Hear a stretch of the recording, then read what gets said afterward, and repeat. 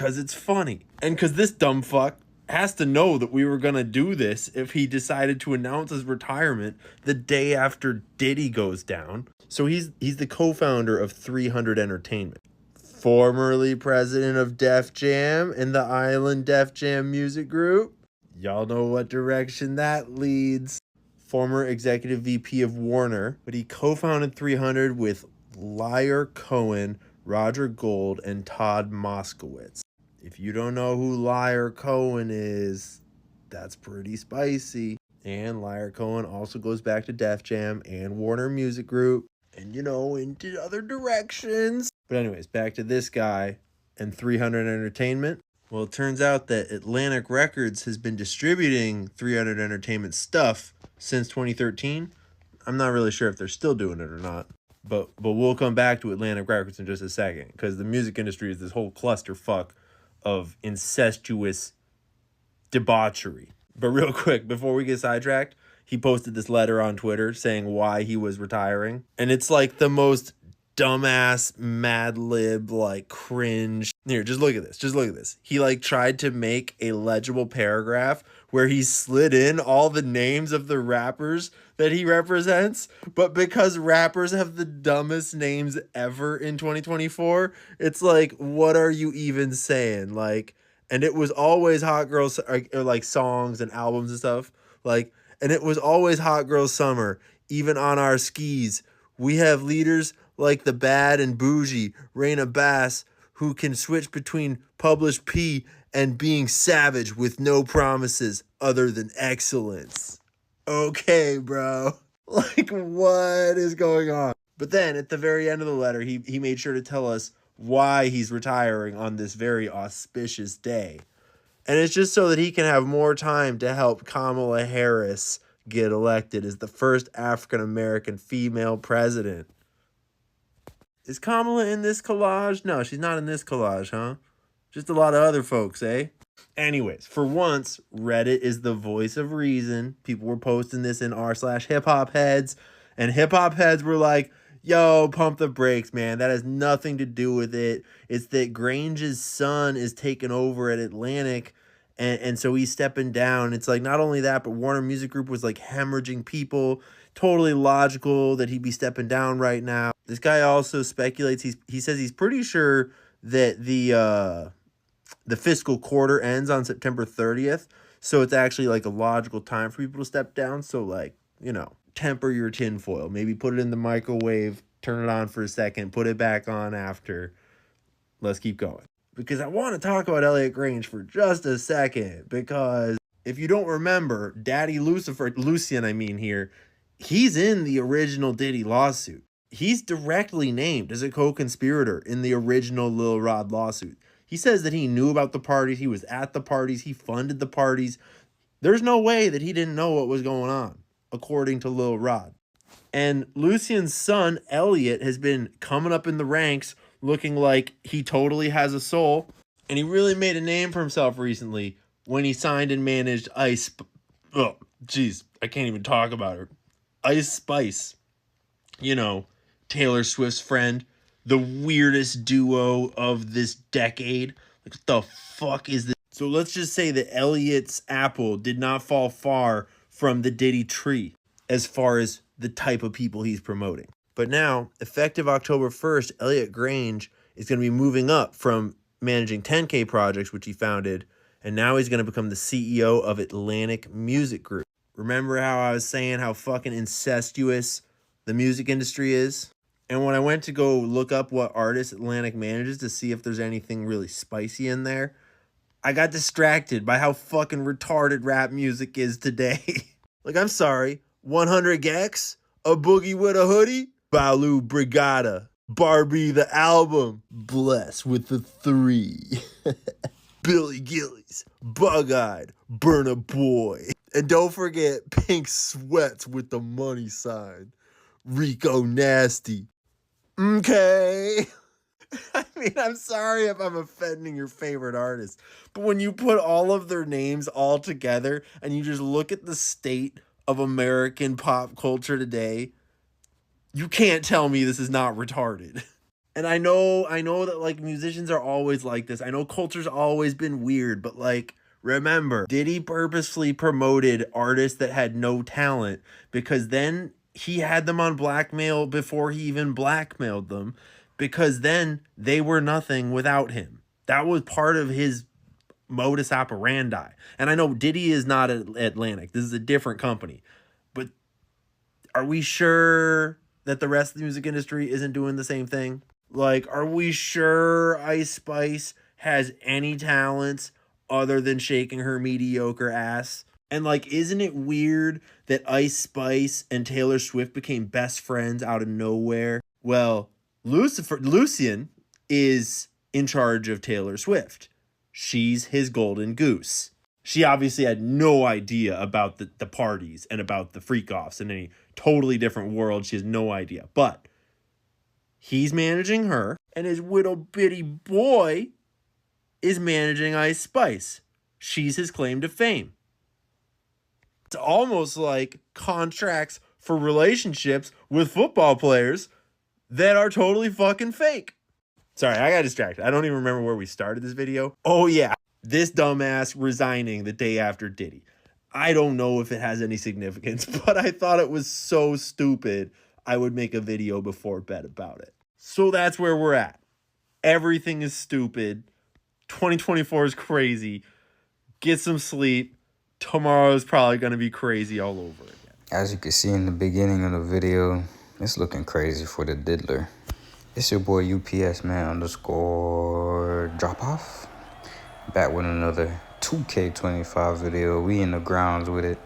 You gonna see some footage of me taking off, scoring all the points for my team. I had some scrubs on my team, so you know they were relying on me to take off. So I did what I had to do, and you'll see in the background while I speak on this Diddy situation. Me personally, I don't condemn nobody going to prison or getting locked up behind bars, because being locked up is not fun, especially when you know you're in a position to where like you're gonna get life possibility, you know.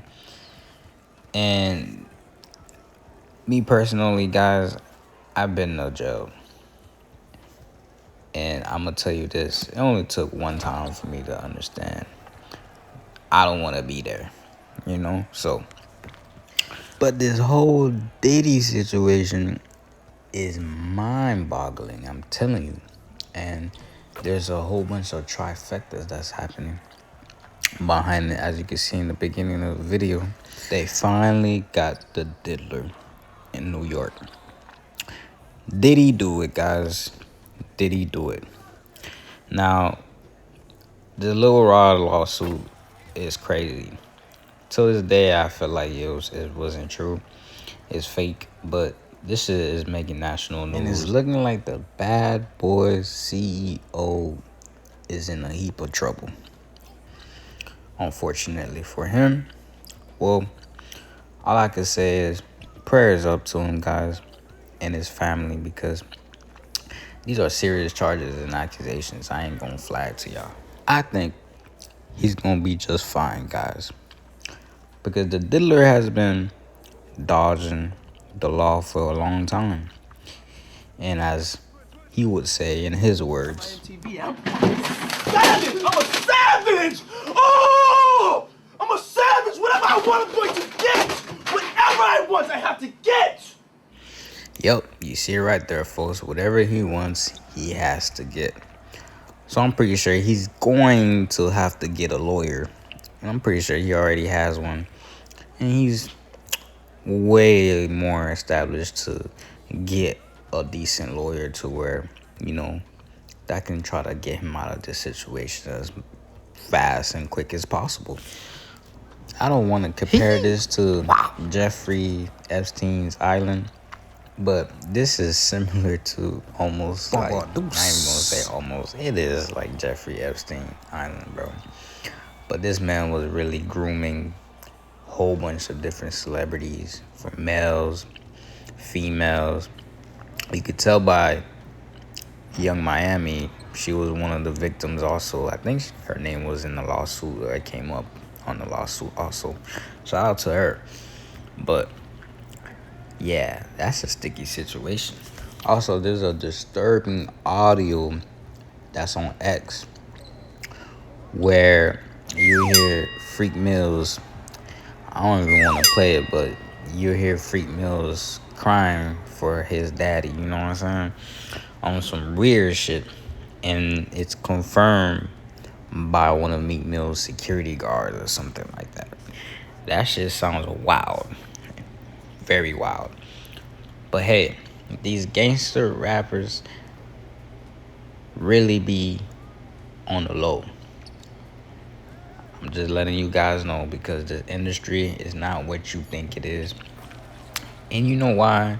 Because I'm kind of like in the industry also with the music stuff. And I had plenty of people trying to make me do homosexual stuff just to, bring me to the highest power of whoever is the gatekeepers that be gatekeeping people shit. The music shit. It's so freaking cringy, in my opinion. Green, wow. Left me open. I got 10 points, by the way. Look up on the right. At the end of the day, man, like, this is always gonna get handled in the courts, obviously, but me personally, man, you will never find me at no damn free calls, no Diddy parties, but I'm pretty sure there ain't gonna be no more Diddy parties. And the people that's funding these parties, bro, it's like, y'all cringy too, you know? We know what we talking about over here. We talking about Mr. Lucian. You over here funding these parties, bro. Who knows, man? Diddler could have been the Jeffrey Dahmer of the industry, man. For niggas. And women, too. You seen what Jeffrey Dahmer was doing? Drugging people. Taking them back at the crib. Shit crazy, bro. Talk about blackmailing at its finest. Imagine heading to Diddy house for a little freak off. And then you end up knocked out, not knowing what you doing. Where you at. You wake up. And your whole booty hole is just trampled. Trampled, my boy. And then after that, you're on video. And buddy got pictures. So if you over here don't do anything that he says, yeah, I'ma expose you. And then once that comes to the light, your whole image that you was trying to portray gets deteriorated. Then a lot of people's gonna start thinking different of you. And that's a lot of things that I feel like personally people that's in the industry go through. And I don't want to go through no weird shit like that. Hell no. Rest in peace, Biggie Smalls, one of the most iconic rappers that we know in this hip-hop industry. And guess who signed him? The Diddler. The Diddler signed him. Biggie Smalls came up from Brooklyn, New York. New Yorkers. Shout out to all the New Yorkers. I can't really do the accent, but much love to y'all. But all in all, Diddler is a legend in this because he did have a couple of hits. You feel me? One of my favorite ones is Biggie, Biggie, Biggie, can't you see? Sometimes the word just hypnotized me. But we all know who's doing the hypnotizing. The Diddler. Like, subscribe, share, repost. UPS man _ drop off out.